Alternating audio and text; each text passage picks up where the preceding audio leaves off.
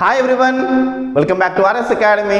This is Ravi. Iroju most important question, verify the Lagrange's mean value theorem for given f of x is equals to cos x in 0, pi by 2. Rolls, Lagrange's, Cauchy అని ఇలాంటి most important questions మీకు already explain చేశాను.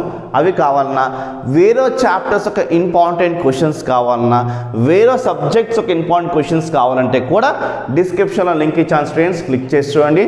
మీకు ఎగ్జామ్కి వచ్చే most important questions మేము already upload చేస్తాం, అవి మిస్ అవ్వకండి. ఇప్పుడు ఈ సమ్ అనేది బేసిక్స్ చెప్తూ చాలా ఈజీగా చెప్తాను.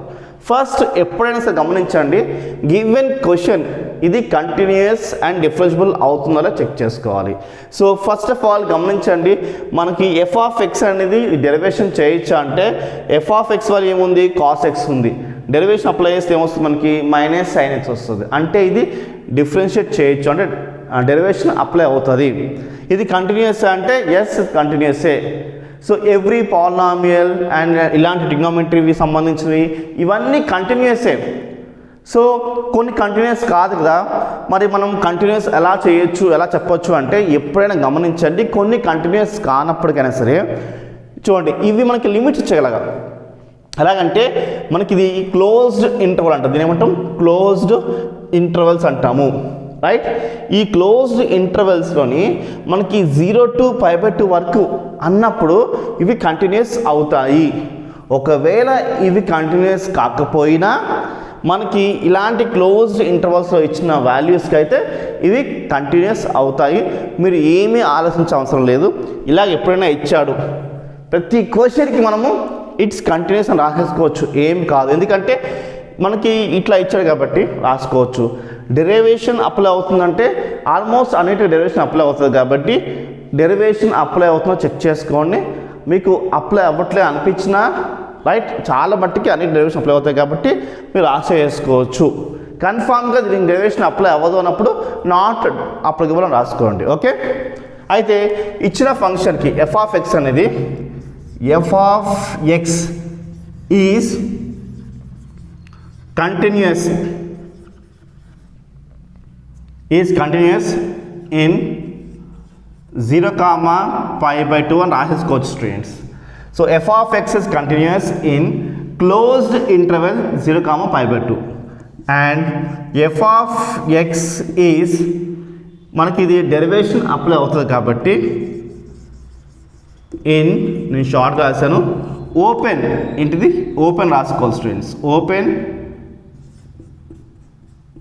π/2. ఇది ఓపెన్ బ్రాకెట్స్, ఇవి క్లోజ్డ్ బ్రాకెట్స్, ఓకే. ఈ రెండు స్టేట్స్మెంట్ ప్రతిదానికి కామన్గా ఉంటాయి, నథింగ్ టు వరీ. ఇప్పుడు మీకు క్లారిటీగా అర్థమవుతున్న స్టూడెంట్స్. అయితే ఎఫ్ ఆఫ్ ఎక్స్కి డెరివేషన్ అప్లై చేసుకుంటే ఏమొస్తుంది, ఎఫ్ డాష్ ఆఫ్ ఎక్స్ వచ్చింది, కాస్ ఎక్స్కి అప్లై చేస్తే మైనస్ సైన్ వచ్చింది. ఇలా వచ్చినప్పుడు according to the Lagrange's mean value theorem మనకి రోల్స్ ఒకలా ఉంటుంది, లగ్రాంజెస్ ఒకలా ఉంటుంది students, okay. According to the Lagrange's mean value theorem వైజ్గా ఏం చేయాలంటే f dash of C is equals to f of b minus f of a b minus ఏ. ఇది మనకి మనం ఇది వేసుకుని ప్రూవ్ చేయాలి.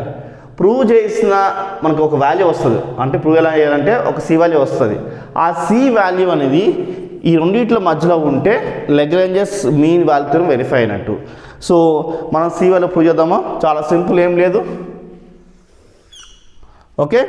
ఇప్పుడు ఇక్కడ F dash of C is equals ఇది ఉంది కదా, దీంట్లో మనం సబ్స్టిట్యూట్ చేసుకోవాలి, చాలా సింపుల్, ఏం లేదు. ఎఫ్ డాష్ ఆఫ్ ఎక్స్ ఏముంది, మైనస్ సైన్ ఎక్స్ ఉంది కదా, అలానే ఎఫ్ డాష్ ఆఫ్ సి అంటే దీంట్లో సి పెట్టుకుంటే ఇక్కడ సి వస్తుంది, ఏమొస్తుంది, మైనస్ సైన్ సి వస్తుంది, రైట్. సో ఆ వాల్యూ ఇక్కడ వేసేసుకోండి, ఈ ప్లేస్లో వేసుకోండి, minus sine C is equals to f of b. B value ఏంటి, ఇది ఏ వాల్యూ, ఇది b value. So b value π/2 ఇక్కడ వేసుకోండి, ఎఫ్ ఆఫ్ π/2 మైనస్ ఏలో వేసుకోండి, 0 వేసుకోవాలి, ఎఫ్ ఆఫ్ 0, బి వాల్యూ ఏంటి π/2 మైనస్ ఏ వాల్యూ ఏంటి 0, ఇది బి మైనస్ ఏ. ఇప్పుడు minus sine C is equals to f of π/2 అంటే చాలా సింపుల్, ఏం లేదు. So f of x value ఏది, ఎఫ్ ఆఫ్ ఎక్స్ ఇది. ఇక్కడ π/2 పెట్టుకున్నాం అనుకోండి, ఇక్కడ మనకి ఏమొస్తుంది π/2 వస్తుంది. కాబట్టి మనకి ఏమొచ్చింది కాస్ π/2 వస్తుంది. మీకు అర్థం కావడం కోసం ఇక్కడ రాస్తున్నాను, సైడ్ రాస్తున్నాను, రఫ్ కాలం అనుకోండి. F of x is equals to cos X అన్నప్పుడు ఎక్స్ ప్లేస్లో నేను π/2 పెట్టుకుంటే నాకు కాస్ π/2 వస్తుంది. అదే ఎఫ్ ఆఫ్ ఎక్స్లోని చూడండి 0 వేసుకుంటే నాకు కాస్ 0 వస్తుంది, రైట్. అంటే ఎఫ్ ఆఫ్ పై ఏంటి ఇప్పుడు cos π/2, cos π/2 minus f of 0 ఏంటి కాస్ 0, π/2 మైనస్ 0. కాస్ π/2 అంటే 90 ఏంటి ఇప్పుడు మనకి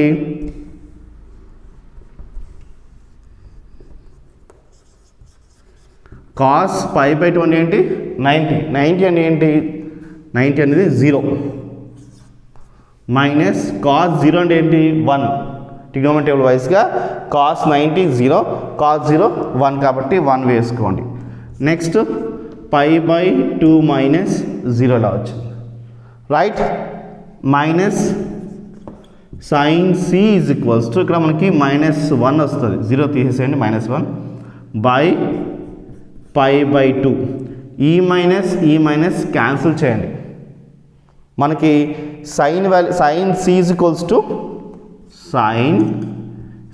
ఈక్వల్స్ టు మనకి ఇక్కడ 2 ఉంది కదా, ఈ 2 పైకి వెళ్తుంది, ఎందుకంటే డినామినేటర్ న్యూమరేటర్, ఇది పైకి వెళ్తుంది. 2/π అనేది మనకి ఇలా వస్తుంది ఆన్సర్, రైట్. 2/π మనకి చూడండి 0 to π/2 అన్నప్పుడు మనకి ఈ 2/π అనేది ఈ రెండిట్ల మధ్యలో ఉంటుంది. కాబట్టి it lies between the 0 to π అని రాసుకుని hence Lagrange's mean value theorem is verified అని రాసేసారు. That's it students. మీకు ఈ సమ్ ఈజీగా అర్థమవుతే లైక్, షేర్, సబ్స్క్రైబ్. బాయ్.